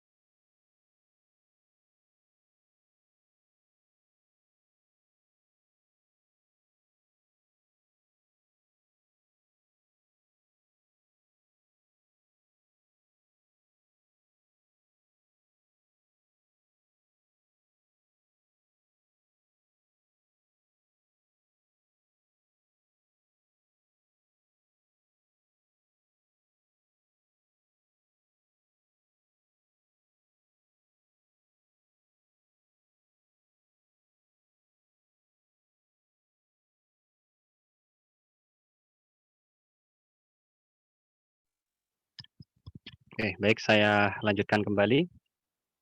Kembali lagi tadi contoh ada 2 orang tadi, sama-sama punya penyakit yang sama ya, penyakitnya kronis membahayakan dan itu divonis oleh pihak dokter itu nggak bertahan lama. Yang tadi sudah meninggal karena dia sudah pasrah ya, sudah menganggap bahwa memang ajalnya sudah dekat. Ada yang satu kebetulan profesinya sebagai guru kalau nggak salah, teman saya cerita itu profesinya sebagai guru di salah satu sekolah, dia divonis oleh dokter itu sudah nggak akan lama, 1 atau 2 bulan lagi sudah meninggal dia. Tapi dia karena sudah, apa namanya, karena dia optimis ya, atau mungkin dia ya memang meyakini itu, apa namanya, sesuai dengan, apa yang disampaikan oleh dokter tadi, tapi dia nggak peduli itu intinya gitu. Dia cuek dengan vonis dari dokter. Karena dia sebagai guru, kalau nggak salah guru SD atau guru TK saya lupa, yang jelas anak-anak kecil-kecil yang diajar itu saya lupa untuk detail ceritanya. Dia kembali ke profesi sebelumnya, ya karena sebagai guru maka dia ngajari anak-anak, namanya juga anak-anak kan seringkali guyon, ketawa-ketawa dan lain sebagainya ya. Ternyata lambat laun dia nggak nggak sadar bahwa waktu yang divoniskan dokter itu sudah lebih gitu. Harusnya dalam 2 bulan itu, dia itu sudah meninggal, tetapi setelah 2 bulan berlalu, 3 bulan, "Loh, oh iya saya kan kemarin-kemarin divonis dokter 2 bulan meninggal loh, tapi kok nggak meninggal-meninggal?" Gitu. Jadi dia cuek dengan vonis itu, dia nggak peduli dengan itu, yang penting dia aktivitas bagaimana mestinya dia bahagia, enjoy, tawa, dan lain sebagainya. Jadi dia nggak merasa bahwa dia itu sakit, bahwa dia itu akan meninggal, nggak dipikirkan itu. Tapi kalau kemudian dipikirkan terus, itulah yang justru akan mengabulkan. Ya, dan ini sesuai banget dengan hadis qudsi dari Rasulullah yang berbunyi, "Ana inda dzanni abdi bi," ya. Hadis qudsinya Rasulullah, "Ana inda dzanni abdi bi." Saya tergantung persepsi hamba saya terhadap saya. Jadi hambanya persepsinya apa, itulah yang dikabulkan oleh Tuhan. Makanya jangan kemudian kita gampang memvonis diri kita bahwa kita itu bodoh, kita itu nggak bisa. Ya. Kalau itu yang dilakukan maka gampang sekali, maka itu akan kejadian betul. Belajar misalnya, mengerjakan tugas, wah ini kayaknya berat ini. Oh beneran berat itu, karena sudah kita persepsikan, kita sugesti dalam alam bawah sadar kita bahwa itu adalah sesuatu yang berat. Sederhananya dari hadis qudsi tadi adalah ana inda dzanni abdi bi adalah Tuhan itu selain maha mengetahui, maha penyayang, maha menerima taubat dan lain sebagainya, Tuhan itu adalah maha oke gitu. Maha oke. Hambanya pingin apa, oke, dikabulin gitu. Kerjakan tugas, oh kayaknya sulit, oke, sulit gitu. Jadi sulit betulan. Jadi Tuhan itu maha oke.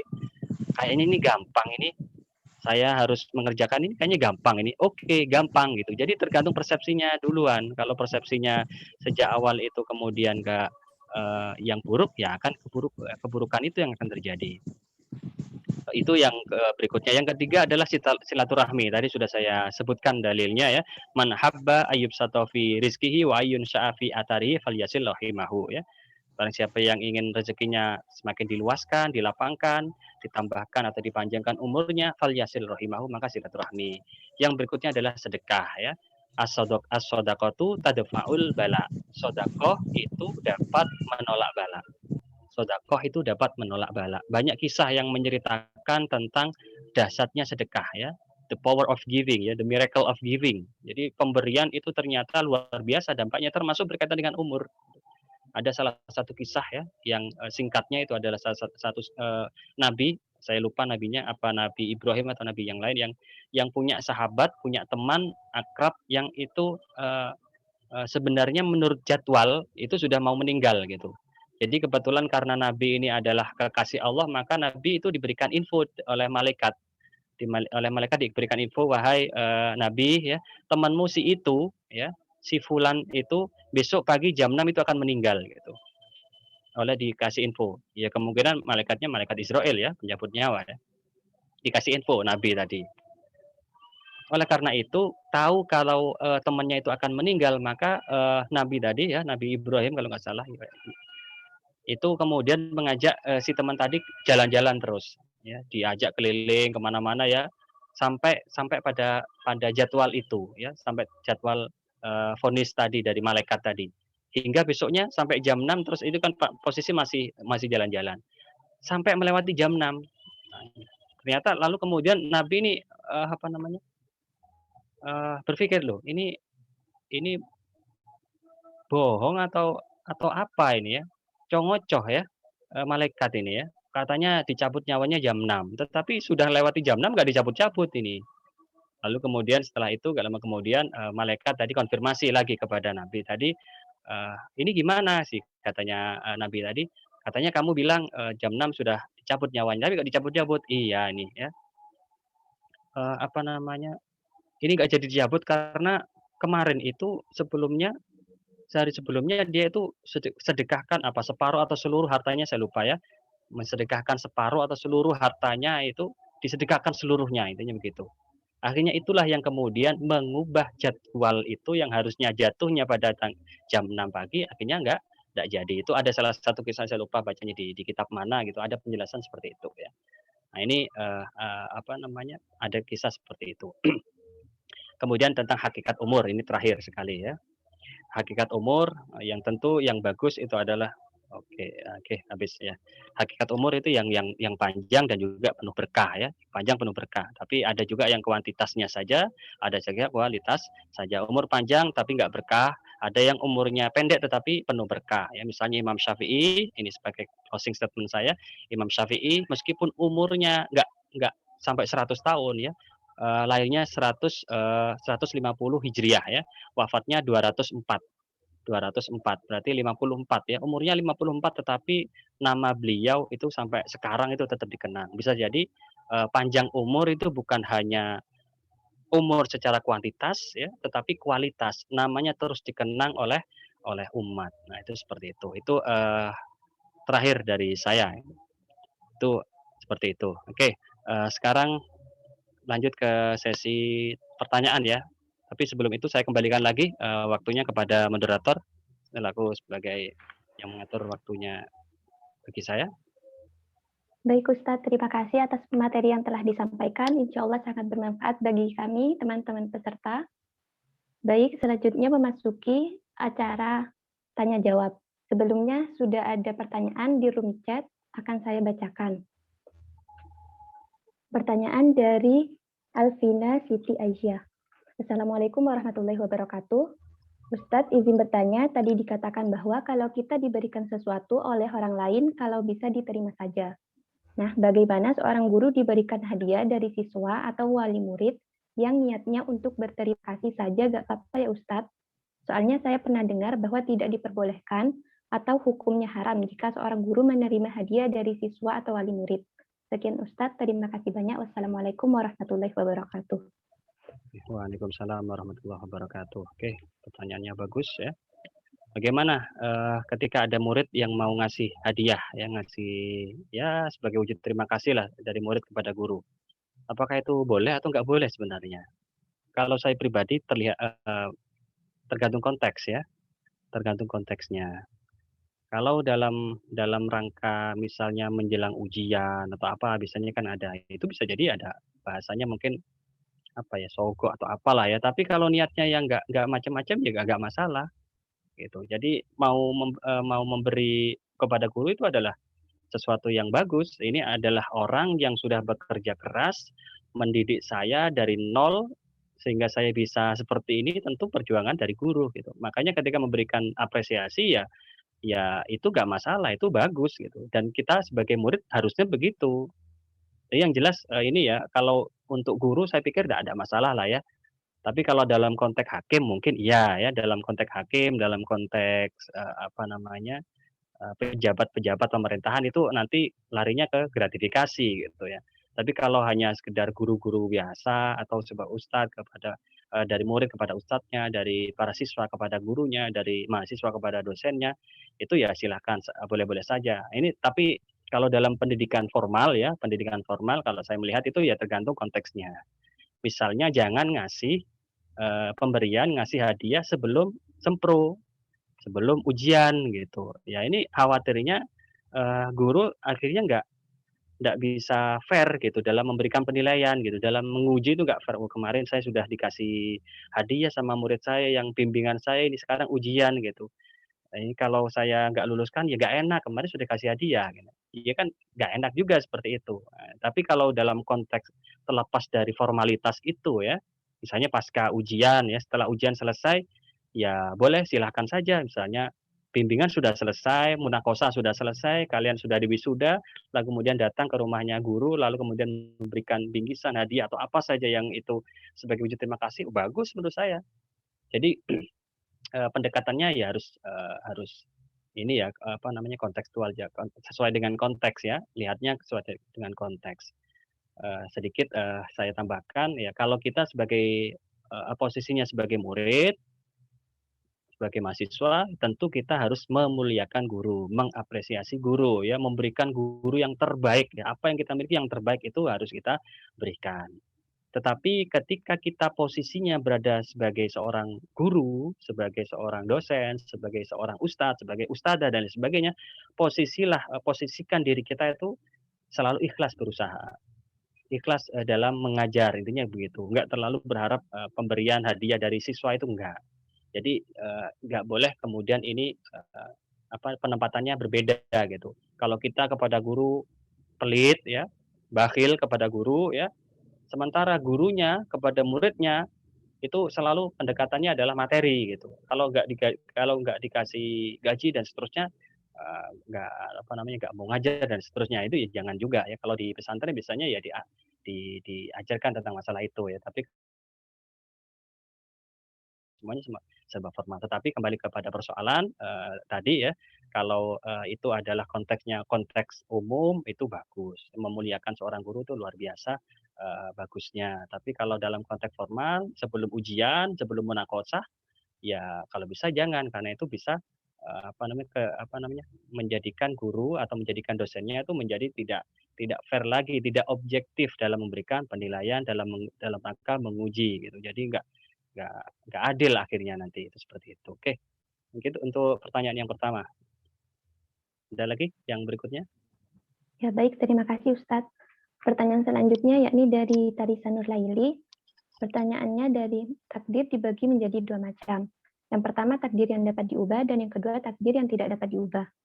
Nah, di sisi lain perihal jodoh, rezeki, dan maut itu termasuk dalam takdir yang tidak dapat diubah. Kemudian, semisal saya berdoa ingin rezeki yang melimpah, atau jodoh dengan si ini, atau minta dipanjangkan umur, sedangkan yang saya minta termasuk ke dalam takdir yang tidak dapat diubah. Apakah doa yang saya panjatkan termasuk usaha yang sia-sia atau bagaimana? Oke, ini pertanyaan bagus juga ya. Persoalan jodoh, rezeki, maut, ini takdir yang mana? Jadi kalau dalam kajian Islam itu, takdir ada dua macam. Ada yang disebut sebagai takdir mubrom, ada yang disebut sebagai takdir mu'allaq.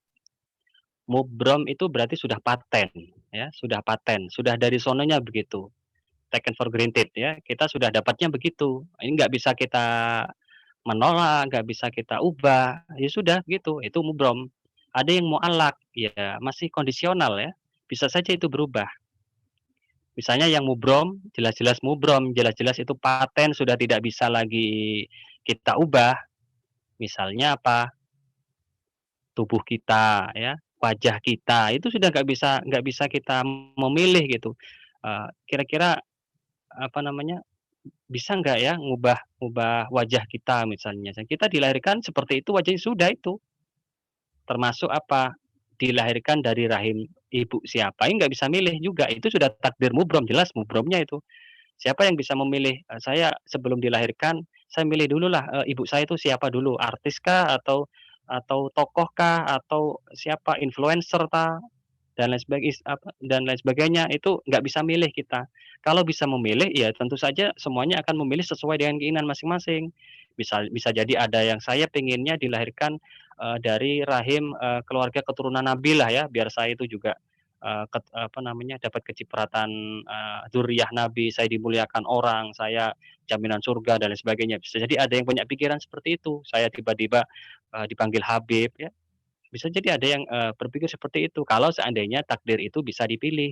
Tapi masalahnya takdir tentang masalah, dari lahir dari rahim siapa, bapak ibu kita itu siapa, semuanya kita tidak bisa memilih dan itu, namanya mubrom ya.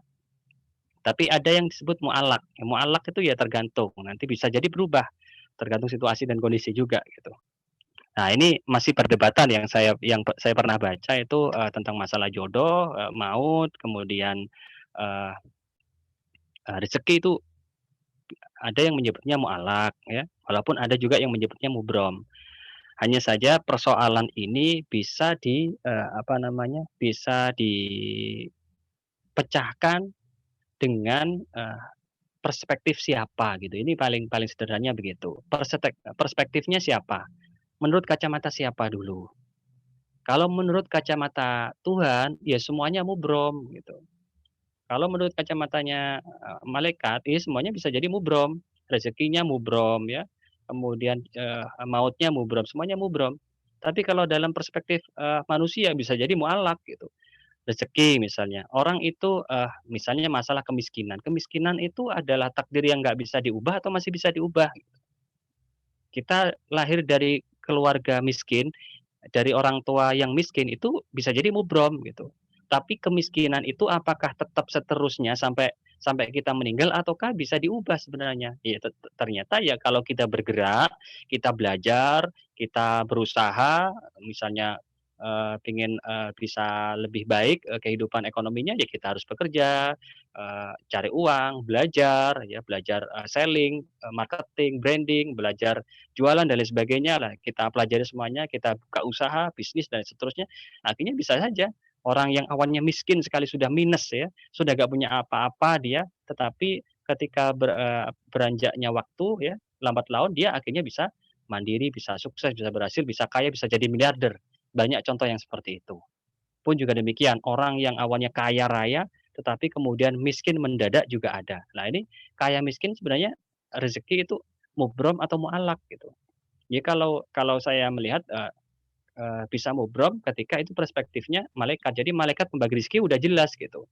Tapi kalau dari perspektif manusia itu tampaknya bisa jadi mu'allaq, ya tergantung dia itu mau bergerak atau tidak. Orang jodoh misalnya, jodoh saya ini yang mana ini kan sesuatu yang nggak jelas. Bisa jadi dia bisa memilih gitu. Bisa memilih siapa jodohnya bisa jadi ya. Meskipun semuanya itu adalah hak prerogatif Tuhan ya. Kita bisa memilih jodoh kita siapa, tetapi pengesahan itu ada pada Tuhan ya. Jodoh kita yang mana kita bisa milih. Tetapi yang mengesahkan itu Tuhan. Ya bisa jadi kalau Tuhan nggak mengesahkan, akhirnya nggak jadi, nggak berjodoh. Pun juga dengan maut. Ya.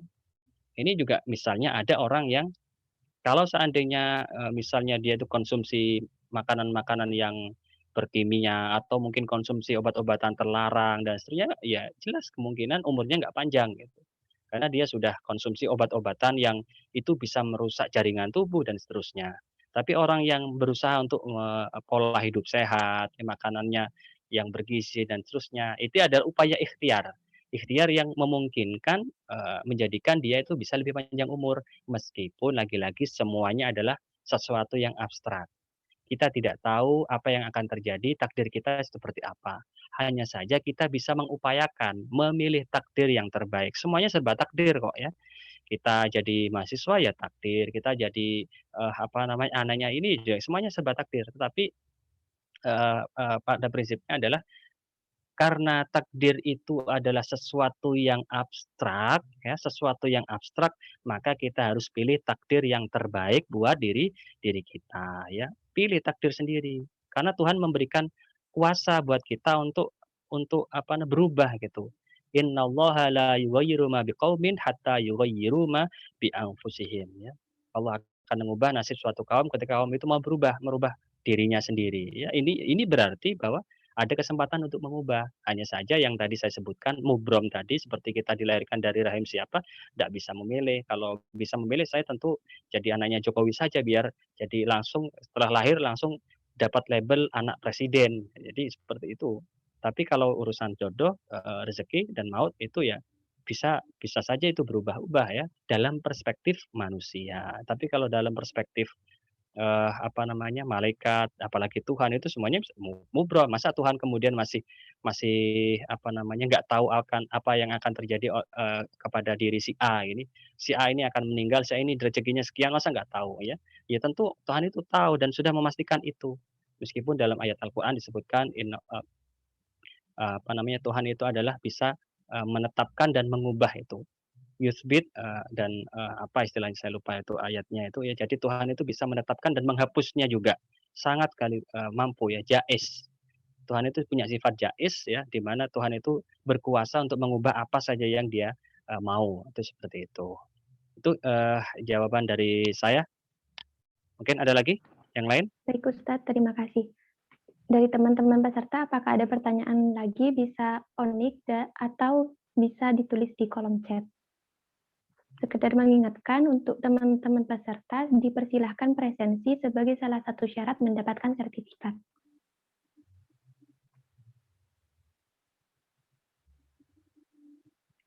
Saya tawarkan kembali, apakah teman-teman peserta ada yang ingin ditanyakan?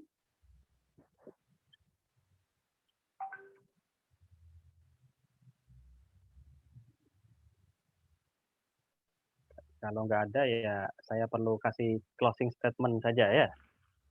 Ya Ustadz, dipersilahkan. Oke, ini sebagai closing statement saya ya bagi kalian mahasiswa di Fakultas Pertanian. Saya pikir semuanya adalah menjadi kader, menjadi pejuang, menjadi penerus generasi para ulama, para sahabat dan juga para nabi ya. Kita adalah kader semuanya. Kita adalah pejuang dari Rasulullah untuk melanjutkan tongkat estafet dalam menegakkan agama Islam. Harus di ranah agama semua ya. Nabi sendiri juga menyampaikan bahwa mencari ilmu itu bukan hanya ilmu agama. Kalau kita pernah sering dengar misalnya ada ungkapan thalabul ilmi fardhatun ala kulli muslimin wa muslimatin atau utlubul ilma walau bisin ya. Jadi carilah ilmu. Tidak ada di situ ilmu agama tidak ada. Thalabul ilmi fardhatun. Mencari ilmu adalah sesuatu yang wajib. Mencari ilmu apa? Ilmu apa saja, nggak masalah. Misalnya, apakah kemudian ngambil di pertanian itu adalah sedang menjauhi Islam? Enggak. Semuanya harus diisi sama orang-orang Islam, orang-orang yang baik, orang-orang yang ngerti agama. Gitu.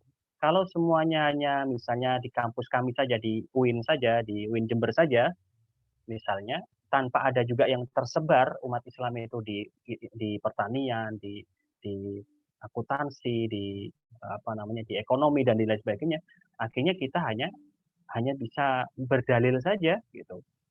Padahal semuanya harus diisi. Di pertanian ada yang mengisi bagaimana membuat produk, membuat hasil pertanian itu yang bergizi. Karena dengan bergizi itu akan menguatkan umat Islam. Umat Islam itu akhirnya beribadahnya menjadi lebih baik, lebih sempurna. Itu semuanya akan ada mata rantainya, ada rentetannya. Bukan berarti kemudian pertanian itu nggak ada hubungannya sama agama, ada hubungannya juga sebenarnya pada intinya. Kalau kemudian kita produksi pertanian itu bisa melakukan kecurangan-kecurangan atau mungkin melakukan sabotase dan lain sebagainya yang intinya merugikan, itu ya tentu juga bisa berdampak pada neraka juga itu. Jadi tidak ada bedanya ya. Jadi belajar apapun itu semuanya sama menurut saya ya. Tinggal kita berdakwah sesuai dengan bidang kita masing-masing. Saya berdakwah saya di Fakultas Syariah ya berdakwah dengan ilmu saya kepada mahasiswa-mahasiswa yang di bidang Fakultas Syariah, di syariah ya, di hukum ya, apakah muamalah, munakahah, jinayah dan lain sebagainya. Kalian sebagai kader Islam juga sama berdakwahnya di bidang pertanian. Ada yang mungkin jadi menteri pertanian, ada yang menjadi ketua apa dan lain sebagainya. Itu ngerti agama ya. Jadi kalau nggak ngerti agama ya rusak semuanya. Islam juga akhirnya ya tertinggal. Teknologi kita kalah, pertanian kita kalah, ekonomi kita kalah, sains kita kalah, semuanya kalah. Kenapa? Karena umat Islam hanya fokus pada bidang agama. Jadi semuanya adalah sama-sama membagi peran, sama-sama ikut berkontribusi. Itu seperti itu. Dan surat yang pertama kali turun, ya ayat yang pertama kali turun itu adalah Iqra. Surat Al-Alaq Iqra bismi rabbikal ladzi khalaq. Iqra itu kalau dalam bahasa Arab itu adalah fi'ilnya fi'il amar, bacalah. Ini adalah termasuk fi'il muta'addi. Membaca itu selalu akan ada objek. Ibu Ani membaca buku. Jadi pasti akan ada objeknya. Membaca itu nggak mungkin nggak ada objeknya. Tetapi di Al-Quran tidak disebutkan objeknya itu apa. Bacalah. Membaca apa? Tidak ada objeknya di situ. Nah, ini berarti menandakan bahwa Tuhan itu menyuruh kita membaca apa saja. Bismi rabbikal ladzi khalaq tetap dengan pegangan agama. Jadi membaca perekonomian berdasarkan menggunakan agama, membaca politik menggunakan agama, membaca pertanian dengan menggunakan agama. Jadi kita tidak semena-mena, kita tidak menipu orang, merugikan orang dan sebagainya. Jadi itu sebagai penutup dari saya. Mungkin ada yang kurang, saya serahkan sepenuhnya kepada moderator. Baik, terima kasih Ustadz atas ilmu yang diberikan. Alhamdulillah telah sampailah kita di penghujung acara. Marilah kita tutup acara kali ini dengan doa kafaratul majelis bersama-sama.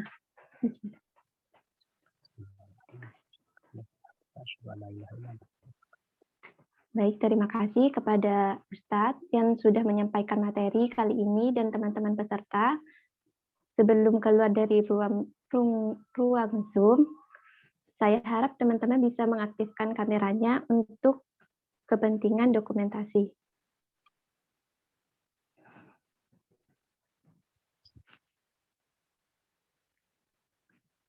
Kepada yang bertugas, saya persilahkan.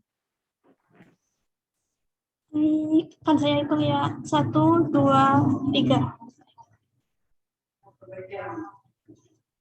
Slide kedua. 1, 2, 3. Sudah. Baik, terima kasih. Untuk minggu depan, insya Allah akan diadakan kajian ngopi kembali dengan tema kitab Ta'lim Muta'alim. Saya harap teman-teman bisa hadir kembali. Dan jangan lupa untuk teman-teman peserta yang ada di ruang Zoom bisa mengisi presensi. Saya akhiri, kesempurnaan hanya milik Allah dan kesalahan datangnya dari diri saya sendiri. Wassalamualaikum warahmatullahi wabarakatuh. Waalaikumsalam warahmatullahi wabarakatuh. Oke, terima kasih banyak ya. Saya izin undur diri. Mudah-mudahan ada manfaatnya. Assalamualaikum warahmatullahi wabarakatuh. Waalaikumsalam warahmatullahi wabarakatuh. Warahmatullahi Terima kasih, Ustaz. wabarakatuh. Terima kasih Pak Ustaz. Sama-sama.